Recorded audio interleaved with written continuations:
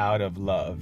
And he gave us Jesus Christ to take the place of our sins out of that love, so that way we could be reestablished in connection with him through the Holy Spirit. It reflects the nature of God, right?